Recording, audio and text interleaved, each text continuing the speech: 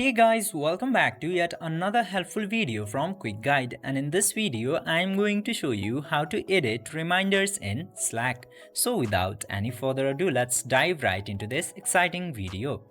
Now, in order to edit the reminders in Slack, you just simply have to open your Slack application at first.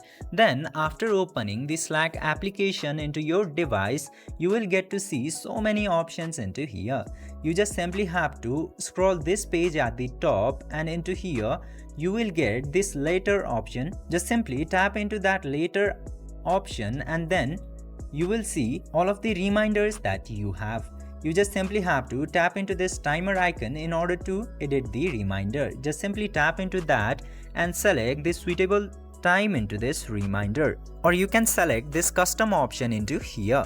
And now, after selecting this suitable option for you, you can easily edit any reminders into Slack. I hope this video was helpful for you. If yes, don't forget to like, share and subscribe to the channel to never miss another update. Thank you for watching the video.